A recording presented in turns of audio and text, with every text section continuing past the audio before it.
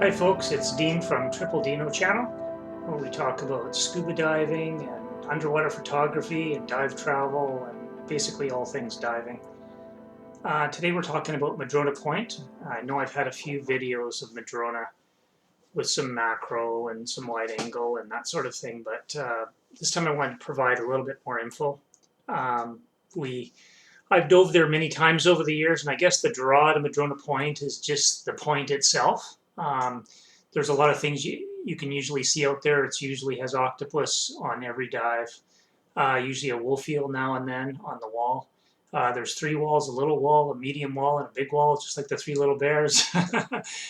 um, so, and it's pretty easy to get to, and they're all usually on the same bearing. So I'm going to say a little bit about how to get there, where to park, the trail that splits to get there, the entry points, some things to be aware of when you get in the water there, because there's a little bit of, you got to be aware of the current when you go to Madrona so that you don't end up having to haul your tanks down the beach and stuff. So just some things to keep in mind. And now this first picture is a map from Google Maps without the satellite on it. And down at the bottom, around at 7 o'clock, basically on this map, there's a number. You can see the number 1, and then there's the number 2 above it, number 3, number 4, and then the X. So that's basically how to get there. The X being the destination, the numbers, the appropriate decision-making areas for when you're driving there. So first thing you need to know is when you're driving north from Nanaimo on the highway number 19, you're going to take the first exit for Parksville, not the second exit, the first one. And it's the gradual one where it talks about Nanoose and the gate, or not Nanoose, but Parksville is yours to explore and that sort of thing. And that's, so you take that and you keep right and merge into that lane onto Island Highway East. And you'll see the number 2 there. You're going to turn right, and there's a tourist bureau right there. So you're going to turn right at the lights at the tourist bureau, the information house, just past it. And you're going to keep right, and you're going to see you're going to make a real tight right again right after you turn right at the lights. And you're going to come back on Northwest Bay Road. And you just follow that up to the turn on number 3. And I can't remember the name of that road. I think it's Beaver Creek Road or something like that when you turn left at number 3. And you just stay on that road. Don't turn down Strongler or whatever, where Pacific Shores is on the left. Stay on Beaver Creek all the way till you get to number 4, and that'll be Madrona Point Road right there. And turn left on Madrona Point, and it goes right to a cul-de-sac where the exit is. In this graphic here, this is with the satellite imagery on, a little close-up of the end of the point where the X is. You can park. You can see 2 obviously diving cars parked there right now, and they took the picture. And that's it. You kind of maybe back in there close to the trailhead is kind of right in front, right where I have the P, is right where the trailhead is and where the red line starts. That's the trail.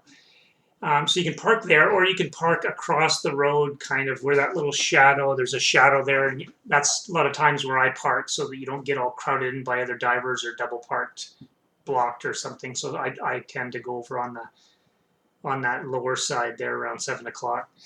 But you can park up and down the road. Just don't block any driveways. Obviously, don't piss any residents off and that sort of thing, because this is their home, not their dive spot. So be respectful of the homeowners and park well away from the entrance and exits of their driveways. And maybe give them a little wave or whatever if they're driving past them, or talk to people and stuff like that, just to be friendly and that sort of thing. So the trailhead, yeah, it's pretty straightforward. There's no bathrooms there, so go before you go. And go down the trail. Then you're going to notice it splits off, one off to the right and then one straight out. 90% of the time, I go straight out. And that's because the 2 main entry points that are there might be one on the right, but usually the one straight in front of you is the one that most people take.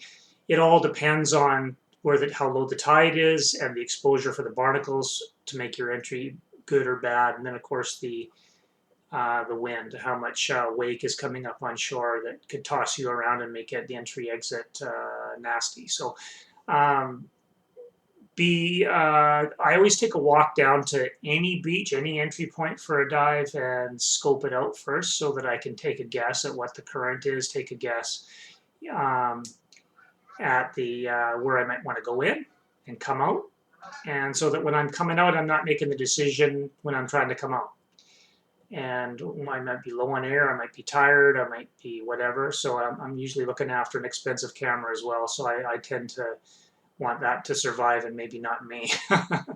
So anyway, you can see from my little arrow there, that's where I tend to dive. So it's kind of off to the right a little bit. So that's the bearing is usually around between 0 and 10, but you're not going to really, you might miss the wall if you're at 0. So I can, if you keep a little bit right off to about 10 degrees, you'll probably hit the main wall. Like I said, there's 3. If you miss the first little one, that's usually after about 10 minutes of kicking. On a high tide, you'll hit the little wall right, pretty quickly. So um, there's not much to see there. It's about 20 or 30 feet wide, so there's not much to that. Then there's a second wall, a little bit more substantial and might have some more life on it. But the third wall is the one you really want. It's about 15 feet high and goes for about 70 to 80 feet, 70 to 90 feet wide. So there's usually octopus there almost every dive. So and multiples. There was 5 last dive. There was a wolf eel on the most eastern part of that wall, a juvie, bright colors.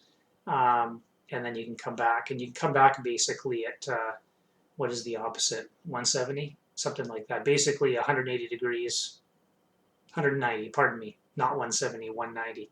So or south. A lot of people head. They swim out here north, come back south. So if you really can't remember anything, north and south is the best.